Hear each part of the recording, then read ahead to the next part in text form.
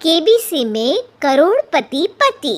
सूरज के जीवन का एक ही फंडा था कि मेहनत तो गधा भी करता है, घर बैठे जो कमाए समझदार वही होता है। इसीलिए उसने कभी नौकरी ही नहीं ढूंढी। इस बात से हालांकि उसकी पत्नी शिखा बिल्कुल भी अग्री नहीं करती थी, पर फिर भी सूरज को समझाना बेकार था। टीवी में कैसे बनोगे करोड़पति का ऐड देखकर उसे लगा कि बस अब तो घर बैठे ही वो करोड़पति बन सकता है, और उसके पीछे उसने अपने सारे सोर्सेस एक्टिव कर दिए।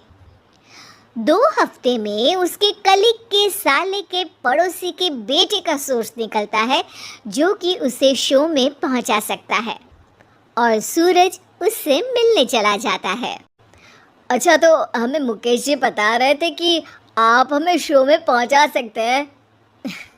हाँ, उसमें कोई तकलीफ नहीं है। मैं कल अगर कोशिश करूँ तो इसी महीने में आपका नंबर आ जाएगा। अरे ये तो बहुत बढ़िया हो गया। अच्छा, वो सिलेबस और क्वेश्चन पेपर का कोई जुगाड़ है क्या? उसका तो कोई जुगाड़ नहीं है। तो वो वाकई में कुछ भी पूछ सकते हैं? हाँ, वो तो बच्चन जी पर है, जो पढ़ते हैं वो पूछ लेते हैं। पहली कोशिश फेल होने पर अब सूरज के सामने एक बहुत बड़ा सवाल था कि आखिर जवाब कहाँ से लाए। तब शिखा ने एक सजेशन दिया, क्यों ना सूरज अपने चचेरे भाई सुमित से मदद मांगे, जो कि यूपीएससी की तैयारी कर रहा था। हालांकि इतनी मेहनत करना सूरज को समझ में नहीं आता था, पर कोई और रास्ता ना मिलने पर वो आखिर सुमित से बात करता है। अरे सुमित, हमारा कैसे बनोगे करोड़पति के लिए सिलेक्शन होने वाला है, तुम हमें थोड़े चिट बनाने में मदद करोगे क्या? अरे भैया, चिट बनाए तो सालों हो गए, उसमें हमारा एक्सपर्टीज नहीं है, बल्कि आप बोलो तो हम आपकी पढ़ने में ज़रूर मदद कर सकते हैं। हट, कैसे अनाप शराब बातें कर रहा है तू? सूरज ने सुमित को मना तो कर दिया था, पर तैयारी करने के सिवाय कोई चारा उसे दिख भी नहीं रहा था, खासकर जब 12 के पेपर लीक करने के एक्सपर्ट शुक्ला जो भी हाथ जोड़ लेते हैं। आखिर सूरज को सुमित के पास जाना ही पड़ा, और उसने सुमित और शिखा से वादा किया कि वो बहुत मेहनत करेगा।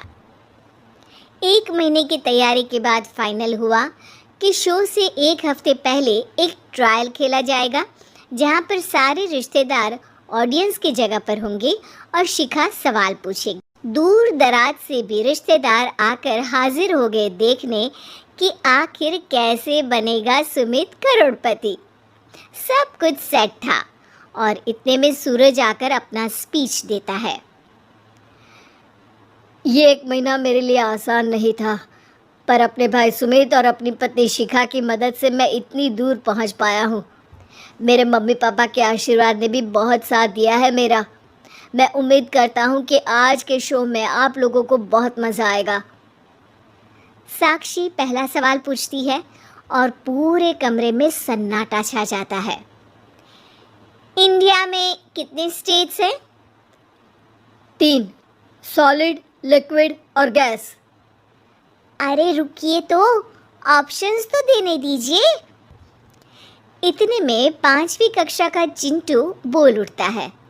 अरे क्या मामा, आप तो पहले सवाल पर ही आउट हो गए। अरे बेटा, पहला सवाल तो ट्रायल होता है ना। अरे तुम अब देखना। देखने जैसी बात तो थी ही। सूरज को इतना शांत किसी ने नहीं देखा था। कभी कभी तो लगता था मानो सूरज आँख खोलकर ही सो गया हो। मामा जल्दी करो प्लीज, कल सुबह पनवेल भी तो निकलना है। अरे हट, कंसंट्रेट करने दे मुझे। 3 सवाल में 3 लाइफलाइन खत्म हो चुकी थी, और अब चौथे सवाल पर भी सूरज का मौन नहीं टूटा। पर सूरज अभी भी हार मानने को तैयार नहीं था। उधर हर कोई सूरज को छोड़ सुमित को देख रहे थे। आखिर सुमित ने ही तो पढ़ाया था सूरज को। गजब बेइज्जती है यार। अरे बेटा, तो बाप का, दादा का, भाई का, सबका नाम बुड़वाएगा। अरे 3-3 लाइफ लाइन ले ली तो भी तेरा कुछ नहीं होना है। अरे कोई इतनी बात करता है क्या शो पर? अरे बेटा, शो पर तेरे जैसे भी तो नहीं आते ना। सूरज की ये जंग आखिर 1 घंटे बाद 5वें सवाल पर खत्म हो गई, जब उसने इंडिया के नेशनल बर्ड का नाम कहा, कौवा। अरे बेटा, मज़ा तो बहुत आया, बस थोड़ा टाइम पर ख़त्म होता तो आनंद भी आ जाता। ताने बारिश के बूंदों की तरह बरस रहे थे और सूरज को भी समझ आ रहा था कि ये करोड़पति बनना शायद उसके बस के बाहर की बात है। पर वो आखिर ये बात मान कैसे लेता? वो सख्त लौंडा जो ठहरा, उसने सोचा कि बेइज्जती तो हो ही चुकी है, पर अगर मैं हार नहीं मानूं तो शायद कुछ हो सकता है।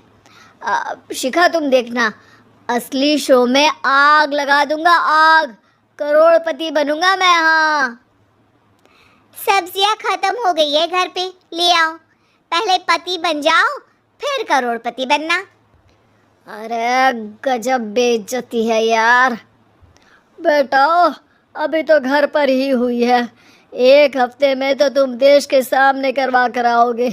वैसे जब टीवी पर जाओ ना, तो बस अपने मम्मी का ही नाम लेना, ठीक है? कोई पूछे तो बोलना कि पापा नहीं है मेरे।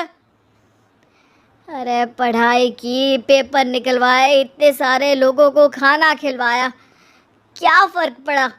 इसीलिए मैं कहता हूँ कि मेहनत तो गधा भी करता है, घर बैठे जो कमाए वही सिकंदर। लेकिन मामा, गधे भी जानते हैं कि हमारा राष्ट्रीय पक्षी मोर है।